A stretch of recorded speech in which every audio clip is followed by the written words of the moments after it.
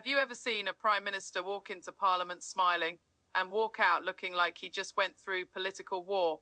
Because that's exactly what happened today inside the UK Parliament. Keir Starmer, confident, prepared, polished, entered the House of Commons for what should have been a routine Q&A session. But within minutes, the atmosphere changed. The smiles faded, the tone hardened, and what unfolded next turned into one of the most intense and unpredictable grillings of Starmer's career.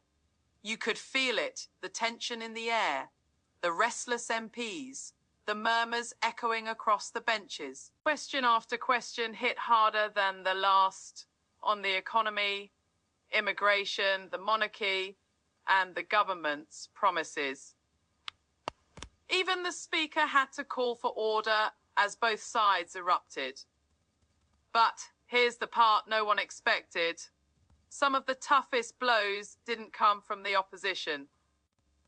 They came from Starmer's own MPs, that's right. Lawmakers from his own party stood up and demanded answers. Zone Observer whispered, "This isn't debate, this is rebellion." And for the first time, you could see it in Starmer's eyes, that flicker of doubt. He realised this wasn't going to be business as usual, because today wasn't just about questions. It was about control, confidence, and whether the Prime Minister still has both. Stay right here, because what happened next shocked even the most seasoned political insiders. And trust me, you'll want to hear how it all unfolded. Welcome back to N18G, your channel for real, unfiltered political moments straight from Westminster. If you're new here, make sure to hit subscribe and tap the bell icon so you never miss another major political showdown. Today's session inside the House of Commons wasn't just heated, it was historic from the very start. Starmer faced a barrage of questions that tested his leadership, his credibility, and even his connection with his own party. What we witnessed wasn't just debate. It was tension, strategy, and political survival live on television. It all began as most parliamentary sessions do, formal, disciplined, and predictable. Starmer stood at the dispatch box, glancing across the chamber, ready to defend his policies. The Speaker called for order, and the first question came from a senior Conservative MP Prime Minister. After months of promises about transparency, why haven't you released the full economic review data? The room came alive. Tory MPs cheered. Labour MPs looked uneasy, and Starmer, holding his notes, gave a steady but cautious answer. He spoke about due process, consultations, and the importance of accuracy. But the energy in the room had already shifted. More questions followed. One about immigration targets, another about the NHS budget, and a third about foreign policy. Each one sharper than the last. It was clear that this wasn't going to be an easy day. Then came the moment that turned the entire session upside down. A Labour MP, one of Starmer's own, rose from the backbenches. You could feel the silence sweep across the chamber. She said, "Prime Minister, people voted for change. They're tired of excuses. When will we see the change we were promised?" The impact was immediate. Whispers broke out across the benches. Starmer tried to respond, but the message was clear. Frustration was growing inside his own party. From that point on, the tone was set. This was no longer just a political debate. It was a test of leadership. As questions intensified, Starmer found himself cornered on another sensitive issue, the long-promised reform of the House of Lords. A Conservative MP stood up and said, "So, Prime Minister, are you backing down, or are you just afraid of upsetting the establishment?" That one landed hard. You could see the flicker of irritation on Starmer's face. He pushed back firmly, saying his government was committed to reform done right, not reform rushed for headlines. But before he could finish, MPs shouted back, "That's what you said last year." The Speaker had to intervene, calling for order as voices clashed from both sides.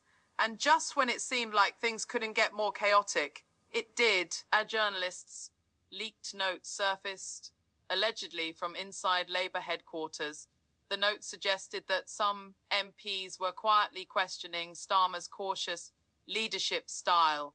Then came the question that made headlines: Prime Minister, are you still fully in control of your own party?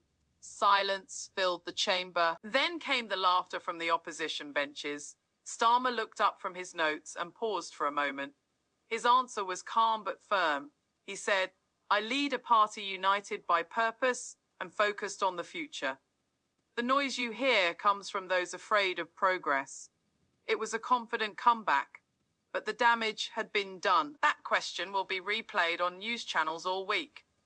But behind all the shouting and political theatre, a bigger story was quietly unfolding. Advisors were whispering behind the scenes. MPs were texting. Notes were being passed between front benches. Something was happening. Something deeper. Sources later revealed that Starmer may be planning a small cabinet reshuffle to reassert control, and some inside Labour were even calling for what they described as a course correction before the next election. No, whether those rumours are true or not, the message is clear. Starmer's leadership is under pressure from both outside and within. The same MPs who once rallied behind him are now demanding results faster and louder than before. Political analysts have already started calling this a turning point. A reminder that leadership isn't just about power. It's about keeping the confidence of the people who gave it to you. And that's the thing about politics. The moment the cracks start showing, everyone's watching to see how you handle it. Because one bad performance, one moment of hesitation, can change everything. We've seen it before. Theresa May, cornered by her own party during the Brexit chaos. Boris Johnson, grilled in this very same chamber during the Partygate scandal. Even Margaret Thatcher, one of the strongest political figures in modern history, fell after losing the confidence of her own MP's history, has a way of repeating itself. And today, Starmer got a small reminder of that. The timing couldn't be worse. The next general election is on the horizon. Public trust is fragile, and every move he makes now will define how voters see him. Today wasn't just about answering questions.